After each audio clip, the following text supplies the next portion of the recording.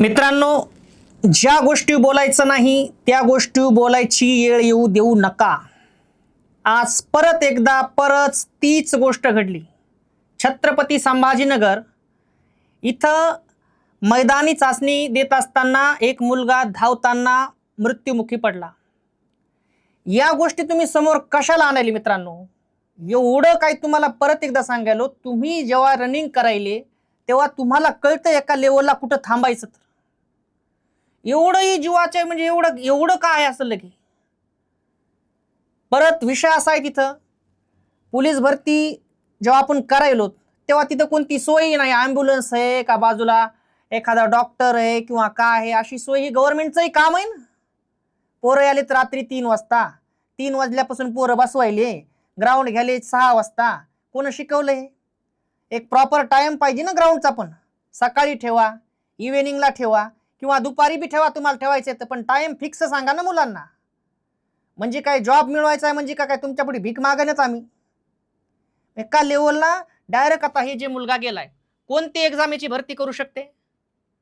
गव्हर्नमेंटला विनंती आहे, मुलांचं एवढंही तुम्ही हे करू नका, त्यांना शोषण एवढंही करू नका.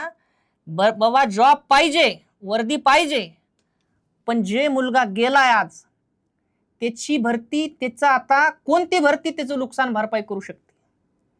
मग तुमचं काम आहे ज्या वेळेस तुम्ही मुलांना बोलवायले ग्राउंडसाठी, तर जेव्हा तुम्ही मुलांना ग्राउंडसाठी बोलवायले, मुलं रात्रभर जागायलेत, तुम्ही ग्राउंडचा टाइम पक्का माहीत नाही, म्हणजे या गोष्टी काय आहेत का नाही? म्हणून गव्हर्नमेंटला पण विनंती आहे म्हणालो परत एकदा, की तुम्ही ग्राउंडचा टाइम फिक्स ठेवा. तिथं जेव्हा मैदान आहे, जे ग्राउंडचं मैदान आहे, तिथं तुम्ही बाजूला डॉक्टर ठेवा किंवा ॲम्ब्युलन्स असावी. अशा टाइम घटना घडल्याच्या नंतर आता हे मुलगा डॉक्टर हॉस्पिटलमध्ये जाऊच तर वारला, याची भरपाई कोण द्यायची आता? म्हणून विनंती आहे मित्रांनो, भरत्या अशा येत्यान जात्यान, किती बी येत्यान, मी असं म्हणणं करू नका, पण जीवापेक्षा मोठं मित्रांनो काहीच नाही. या जीवनामध्ये सगळ्यात महत्त्वाचा 23 वर्षाचा मुलगा, ज्या मुलासाठी त्याचे वडील त्याचा अंत बघायलेत, त्याला खांदा देणं म्हणजे ही किती वाईट गोष्ट आहे, ज्याच्या कुटुंबावरील ना त्याला कळते. म्हणून मित्रांनो, कळकळीची विनंती आहे, या महाराष्ट्रामध्ये मोठं व्हायचं म्हणलं ना मरावं लागतंय, ही खरंच मन 100% खरी आहे. पण कळकळीची विनंती आहे, ग्राउंड करत असताना एवढं काही सर्वस्व ते नाही रे. कारण तुम्ही जेव्हा निघून जाताना तेव्हा तुम्हाला आम्हाला बोलायचं असलं तरी बोलता येत नाही. ज्या वेळेस तुम्ही गेले या जीवनात, जगामधून आपण गेलोत मित्रांनो, जग संपलं, मग कोणती भरती त्याची नुकसान भरपाई देणार आहे?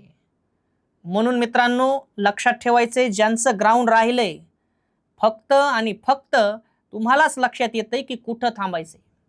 एवढंही काय पोलीस भरती सर्वस्व नाही, आपल्याला प्रयत्न करायचे, पण जास्तीच्या गोष्टी जेव्हा तुम्हाला कळायला एका लेवलला थांबायचे कुठंतरी, ते तुम्हाला कळालं पाहिजे.